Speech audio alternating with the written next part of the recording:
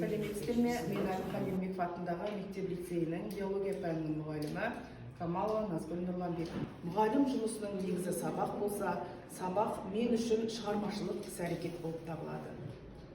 Сіздердің назарларыңызға 8-ші сыныптың бөліп шығару бөлімі бойынша терінің құрылысы мен қызметі және оның маңызы тақырыбын назарларыңызға ұсынамын.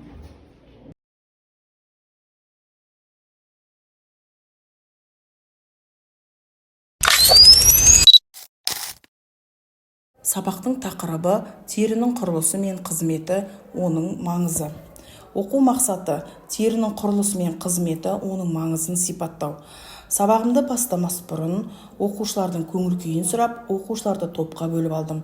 Кез келген жаңаны тану, білгенді қайталаудан басталады демекші, оқушылардың өткен сабақта алған білімдерін бүгінгі сабақ мақсатына жетуіне ықпал етеді.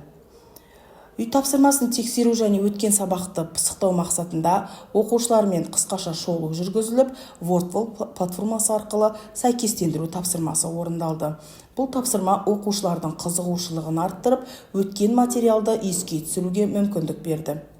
Әр топқа өзін-өзі бағалау парақтары таратылып, оқушылардың жауапкершілігі мен өзіндік бағалау дағдылары қалыптастырылды. Жаңа сабақтың тақырыбын ашу үшін проблемалық және бағыттаушы сұрақтар қойылды. Оқушылар өз ойларын еркін айтып, талқылау жүргізу арқылы жаңа сабақтың тақырыбын өздері анықтады. Жаңа сабақты меңгерту барысында оқушыларға тақырыпқа сай бейнематериал көрсетілді. Адам ағзасының ең ірі органы тері. Ол денемізді сыртқы ортаның әсерінен қорғай отырып, көптеген маңызды функцияларды атқарады. Терінің құрылысын, қызметтерін және оның ағза үшін ерекше маңызын зерттейік. Тері негізінен 3 қабаттан тұрады: эпидермис, дерма және тері асты шел қабаты. Эпидермис терінің сыртқы беткі қабаты, ол қорғаныш қызметін атқарады және үнемі жаңарып отырады. Дерма терінің ортаңғы қабаты, онда қан тамырлары, нервтер, шаш фолликулалар мен бездер орналасқан. Тері асты шел қабаты май тінінен тұрады. Ол денені жылудан қорғап, энергия қорын сақтайды, сондай-ақ соққыларға қарсы амортизатор рөлін атқарады. Әр қабаттың өзіндік маңызды рөлі бар. Тері ағзаны механикалық зақымданулардан, микробтардың енуінен және ультракүлгін сәулелерден қорғайды. Сонымен қатар ол дененің температурасын реттеуге қатысады, яғни суығанда қысылып, ысығанда кеңейеді. Тері су мен тұздардың тепе-теңдігін сақтауға көмектеседі. Тері ағзадан зиянды заттарды бөліп шығаруда маңызды рөл атқарады. Тер бездері арқылы тер бөлініп, оның құрамында артық су, тұздар, несепнәр және басқа да зат алмасу өнімдері сыртқа шығарылады. Бұл процесс ағзаны тазартуға және су-тұз балансын реттеуге ықпал етеді. Терінің бұл бөліп шығару қызметі ағзаның ішкі ортасының тұрақтылығын қамтамасыз етеді. Терінің дұрыс жұмыс істеуі денсаулық үшін өте маңызды. Бейнематериал арқылы терінің қабаттары, қызметтері мен маңызы туралы нақты әрі түсінікті ақпарат берілді. Одан кейін оқушылар топтық жұмысқа бөлініп, әр топқа шығармашылық тапсырмалар ұсынылды. Бірінші топ терінің құрылысы бойынша макет жасап, қабаттарын түсіндірді.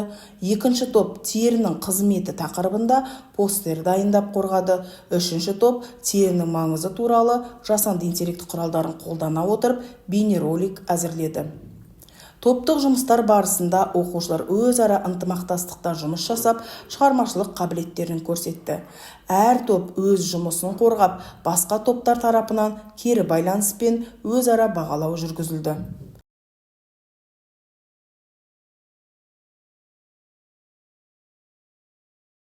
Бізді топ терінің құрылысының макетін жасады. Тері қабаты 3 қабаттан тұрады. Яғни бірінші қабат ол эпидермис. Эпидермис ол терінің негізгі қабаты деп аталады. Және де эпидермисте меланин бар. Ал меланин ол теріге қоңырқай береді, яғни ол осы түс. Екіншісі ол дермақабат. Дермақабат ол теріге беріктік береді және де эластикалық қасиет береді. Ал үшіншісі тері асты май жасынығы. және ол тері Өте жақсы балалар, иә, өте әдемі, тамаша бізде макет шығыпты. Екінші топқа рахмет айтамыз, отыра қойыңыздар. Енді бізде келесі топ терінің қызметі берілген болады, иә? Келе қойыңыздар. терінің үшінші қабаты май жасуын қорғайды. Қорғаныш қызметі тері ағзаны сыртқы әсерден барынша қорғауға міндеттелген. Дененің температураның өзгеруінен қорғайды. Жақсы. Тері бірқатар маңызды қызметтер атқарады. Оның ішінде тыныс алу қызметі. Тері оттекті сіңіріп, көмірқышқыл газды бөліп шығарады. Бөліп шығару қызметі. Тері арқылы су, аммиак, несепнәр және тағы да басқа заттармен шығарылады. Ауру тудыратын микробтар, зиянды химиялық заттар мен шап тозаңның енуінен терінің эпидермис құрайды. Тамаша балалар, өте жақсы, иә? Өте жақсы дайындалған, яғни терінің негізгі қызметі, терінің құрылысы бойынша бүгін өте жақсы мағлұмат алдыңыздар, иә балалар? Жасанды интеллект арқылы терінің құрылысы туралы видео жасаған болатынбыз. Тері біздің қорғанышымыз. Терінің жалпы сипаттамасы. Тері адам ағзасының ең үлкен мүшесі.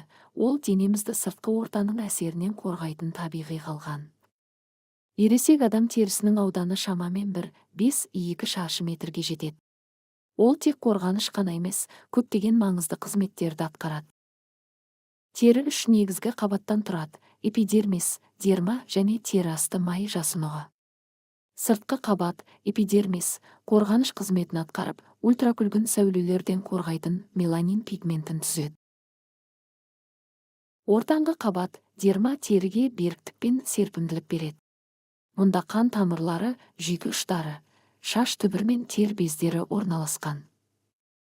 Ішкі қабат, тері асты май жасынығы майлы ұлпадан тұрады және амортизатор, жылу оқшаулағыш, қоректік заттар қоры ретінде қызмет етеді.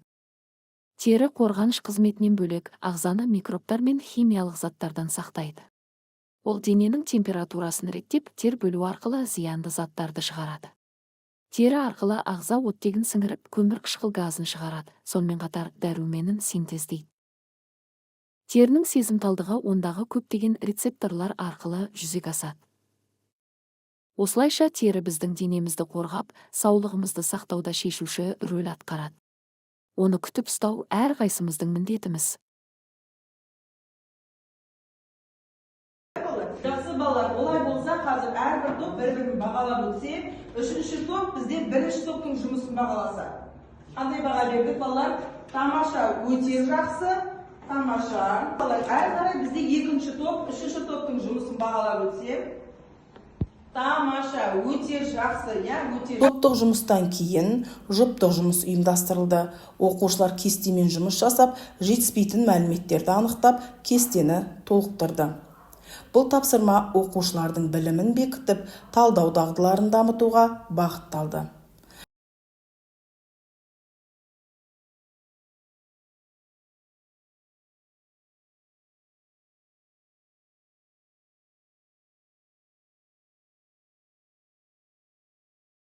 Сабақтың қорытынды кезеңінде жеке жұмыс орындалды. WordWall платформасы арқылы оқушыларға терінің құрылысы мен қызметі және оның маңызына байланысты біршама сұрақтар қойылды.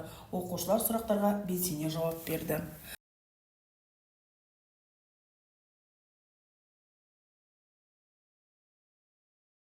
Сабақ соңында оқушылар кері байланыс жасап, өзін-өзі бағалау парақтары арқылы өз жұмыстарына талдау жүргізді. Бүгінгі сабақты мен жақсы түсіндім, маған өте қызықты болды. Мен өзімді 10-нан 10 балл бағаладым. Жақсы. Тамаша. Бүгінгі сабақты мен жақсы түсіндім, тақырып өте қызықты болды. Сондықтан мен өзіме 10-нан 10 балл қоямын. Бүгінгі сабақты түсіндім және де тақырып маған қызық болды. Мен өзімді жалпы 10 деген бағаға бағаладым. Жақсы. Үйге тапсырма берілді. Сабақ өз мақсатына жетіп, оқушылардың белсенділігі мен қызығушылығы жоғары деңгейде болды. Назарларыңызға рахмет.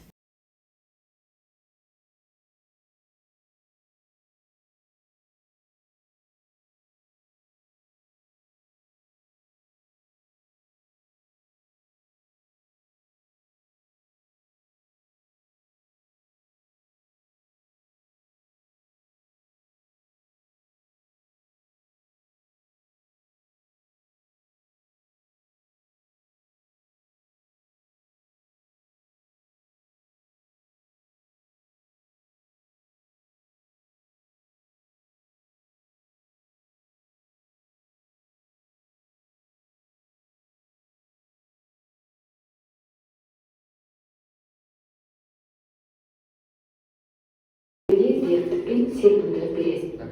Мұнда қан тамырлары жүйке ұштары